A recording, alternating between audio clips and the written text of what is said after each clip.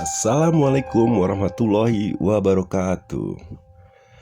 Hai pemirsa, apa kabar kalian semua?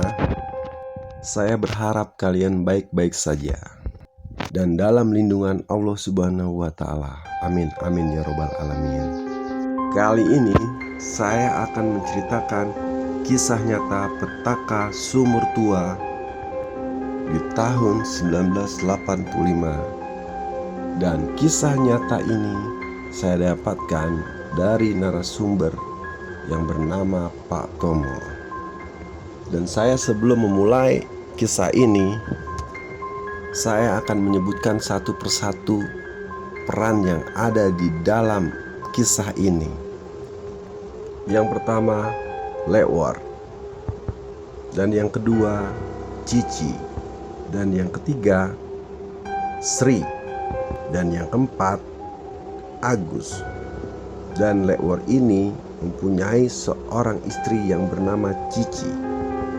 Dan anak-anaknya Lewor yang bernama Sri, anak pertama, dan Agus, anak kedua. Dan pada saat itu Agus berusia 4 tahun dan Sri berumur 5 tahun. Jadi keluarga Lewor ini, 1. Cici sebagai istri, Sri sebagai anak pertama, Agus sebagai anak kedua. Dan kisah nyata petaka sumur tua dimulai. Lewor ini datang dari Solo ke Jakarta sama keluarganya. Dan Lewor ini mengontrak di Jakarta, lokasinya di Pancoran. Dan akhirnya karena Lewor datang dari Jakarta dengan keahliannya, dia sebagai tukang bakso. Makanya tuh si Lewor datang ke Jakarta itu untuk mengadu nasibnya di Jakarta untuk berjualan bakso. Akhirnya Lewor berjualan bakso lah di daerah Pancoran. Mereka berjualan didampingi seorang istri yang bernama Cici. Dan Cici berkata kepada Lewor, "Pak, yo apa iki yo Pak? Kok dagangannya kayak gini yo Pak? Yo sepi amat yo Pak." Ngomongnya seperti itu ke suaminya Lewor. Terus Lewor berkata, "Ya sabar toh Bu, ya namanya orang dagang, ya pasti ono sepine, ono ramene. Ya wis toh Mak, serahkan aja pada Gusti Allah." Lewor berkata seperti itu kepada si Cici istrinya. "Kalau ngene terus ya rugi gitu loh Pak. Kita udah modal piro, gak ono sing tuku."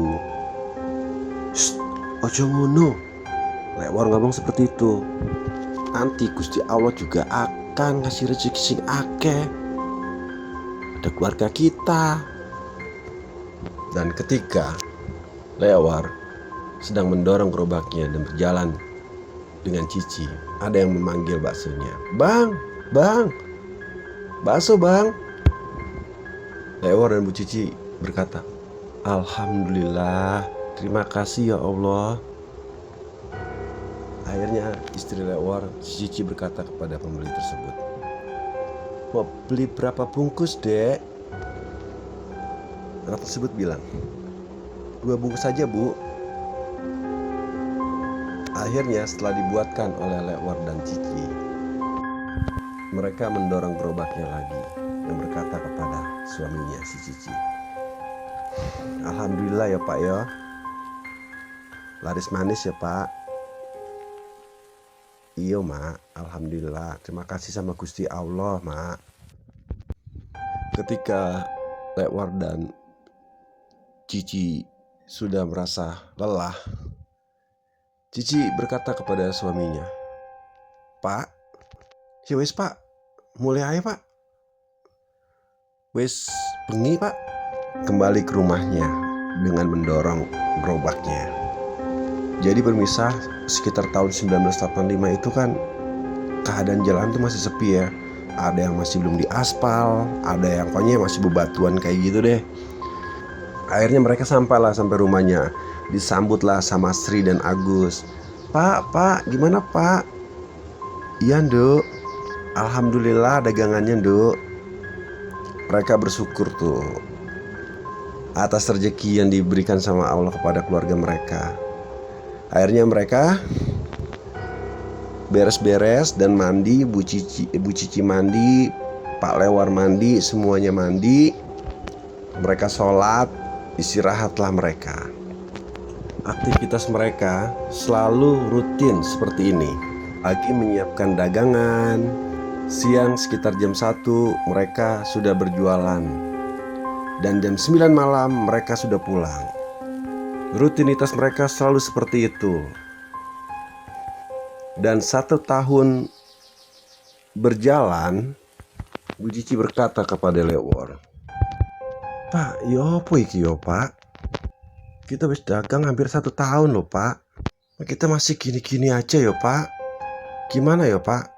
Pak, kita belum bayar kontrakan, kita belum makan, kita belum belanja lagi buat dagangan.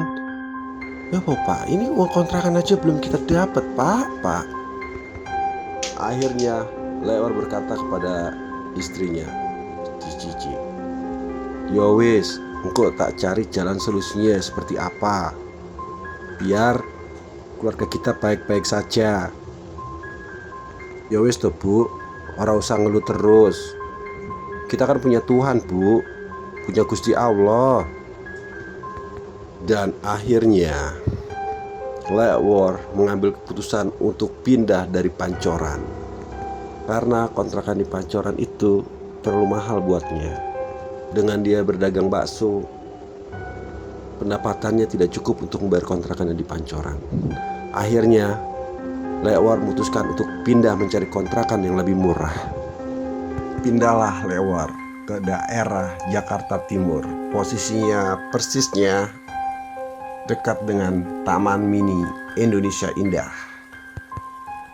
Kontrakan yang di daerah Jakarta Timur, persisnya dekat Taman Mini Indonesia Indah ini harganya lebih murah, pemirsa. Setengah harga dari harga di daerah Pancoran. Makanya Lewor dan keluarganya memilih untuk tinggal di sana dan mengontrak di sana, lebih murah. Di sini Lewor sudah nggak berjualan bakso, dan Lewor memutuskan untuk menjadi seorang kuli bangunan. Ketika mereka sudah menempati rumah yang baru ini, anak-anaknya Lewor itu, Sri sama Agus tuh bertanya kepada Lewor, Pak, iki rumahnya angker ya Pak yo? Oh enggak angker kok nak, katanya si Lewor seperti itu. Jawab ke anak-anaknya si Sri dan si Agus, oh ya udah orang usah takut. Nah Lewor ngomong seperti itu. Pak, iku di belakang iku Pak, ono sumur Pak, sumur wis nggak kepake Pak. Jadi pemirsa, di saat tahun 1985 banyak orang itu menggunakan sumur dan kompak kodok tuh yang biasa dikompak. Mungkin pemirsa tahu ya kompak kodok. Nah di kontrakannya Lewor itu airnya itu didapat dari kompak kodok yang sering dikompak itu. Jadi sumur tuanya itu udah gak kepake, udah lama. Dan saya bisa ngejelasin di situ aja ya pemirsa ya. 2 hari berlalu, di tempat kontrakan yang terbaru ini, si Cici, istrinya Lewor, tiba-tiba dia membersihkan semua yang ada kotor-kotoran itu yang ada di samping rumahnya, di depan rumahnya, sampai yang di belakang. Di situ banyak kotoran seperti daun-daunan apa semuanya. Si Cici itu selalu membersihkan tuh. Nah, dia setiap sore dia membersihkan kotoran-kotoran sampah itu, dan kotoran sampah itu dimasukkan ke dalam sumur tua itu oleh istrinya Lewor, Cici itu. Waduh. Dan apa yang yang terjadi ketika Cici membuang sampah dedaunan ke dalam sumur tua tersebut? Apa yang terjadi?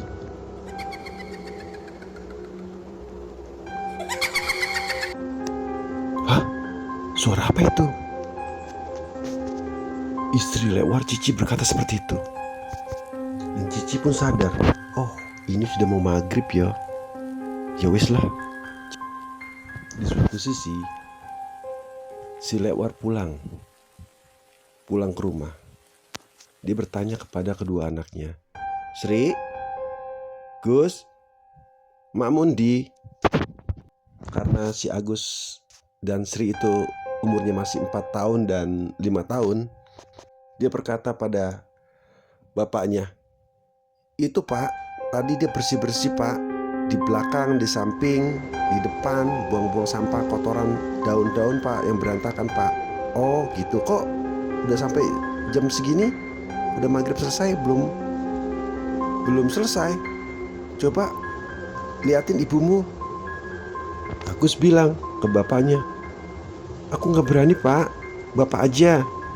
Ya wis, aku cari. Kalian udah mandi belum?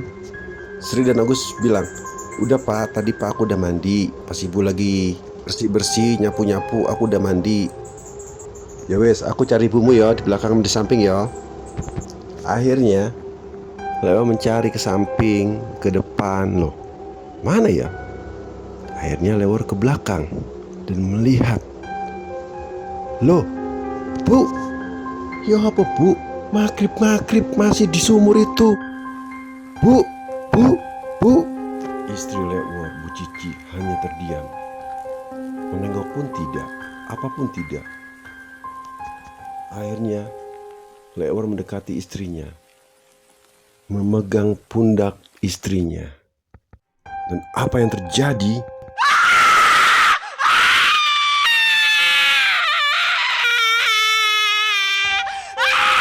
Istri Lewar teriak-teriak. Ternyata istri Lewar kemasukan jin di tubuhnya.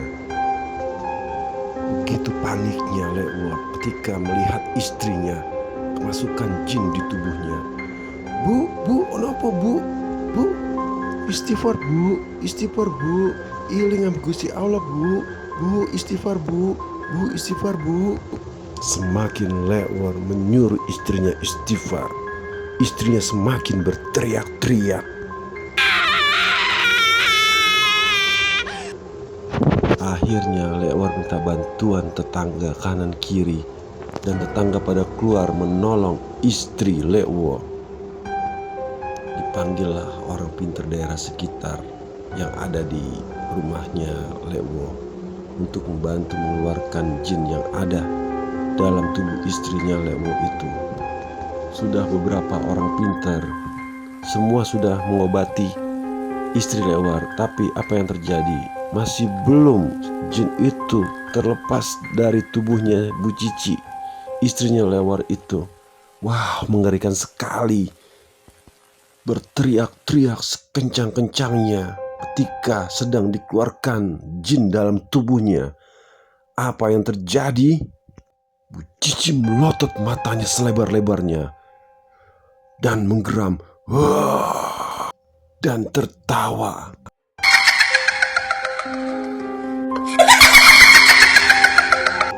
Oh, sangat mengerikan pemirsa. Oh, ternyata istri Lewar gak ada yang bisa menyembuhkannya. Dan sampai akhirnya istrinya Lewar dibawa balik ke Solo untuk pengobatan yang lebih baik lagi di Solo. Mungkin Lewar ini berpikir kalau misalkan di Solo mungkin bisa lebih tenang lagi di tempatnya sendiri, tempat kampungnya sendiri gitu loh, pemirsa. Dan di kampung pun Lewar mencari siapa orang yang bisa menyembuhkan istrinya. Dicari, ternyata tidak ada satupun yang bisa menyembuhkan. Mungkin belum ketemu orang yang tepat untuk menyembuhkan istri Lewar. Hari demi hari Akhirnya istri Lewor dibawa ke rumah sakit jiwa dan dapat penanganan di rumah sakit jiwa daerah Solo.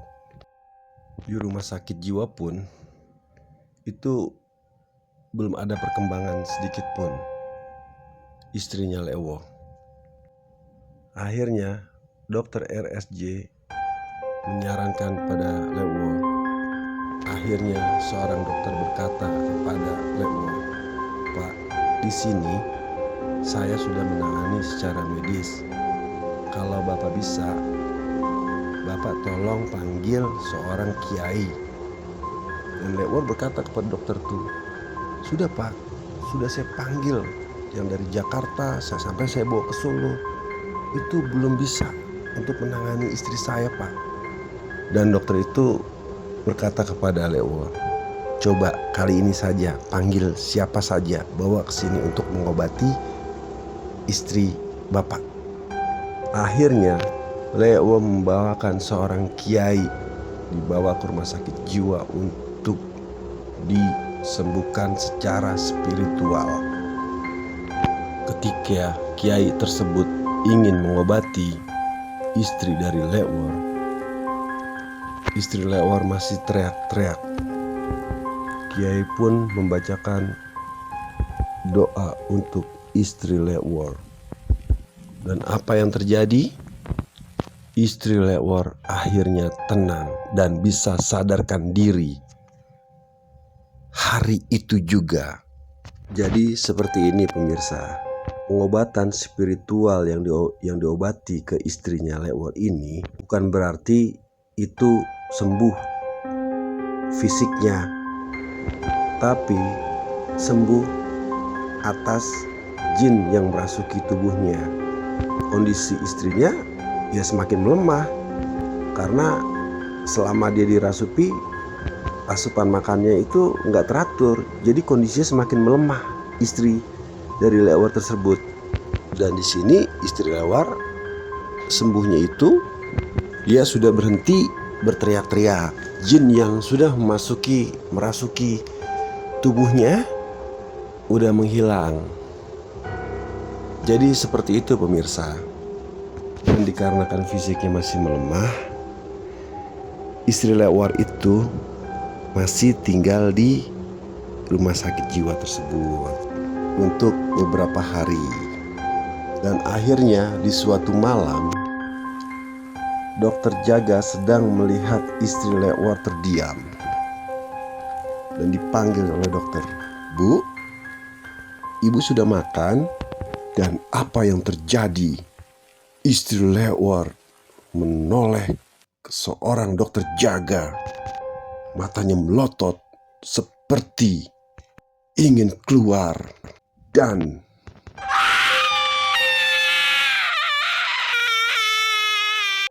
istri Lewor kumat lagi. Dan ending yang sangat mengejutkan. Teriakan itu adalah teriakan terakhir dari istri Lewor. Istri Lewor menghembuskan nafasnya yang terakhir di rumah sakit jiwa tersebut. Innalillahi wa inna ilaihi rajiun. Semoga istri Lewor diterima di sisi Allah Subhanahu wa Ta'ala, diampuni dosanya dan dijauhi siksa kuburnya. Amin ya robbal alamin. Di akhir cerita ini saya akan beritahukan pada pemirsa, anaknya Lewor kan ada dua, Sri dan Agus. Kini sekarang Agus sudah menjadi seorang polisi dan Sri pun hidupnya bahagia. Sekarang si Sri ini bertani di daerahnya. Jadi seperti itu pemirsa. Jodoh, maut, rezeki, semua yang ada di muka bumi ini itu semua rahasia Allah. Dan kita hanya bisa berdoa, berusaha, nanti Allah yang menentukan. Dan jangan lupa sholat 5 waktu, karena sholat 5 waktu menjauhkan perbuatan keji dan munkar. Dan apa yang dapat pemirsa petik dari kisah ini? Tulis aja di komentar ya pemirsa. Dan saya berharap pemirsa dalam keadaan baik-baik saja dan selalu dalam lindungan Allah Subhanahu wa Ta'ala. Amin, amin ya Robbal 'Alamin. Dan saya mengucapkan Assalamualaikum warahmatullahi wabarakatuh. Sampai bertemu lagi di cerita selanjutnya.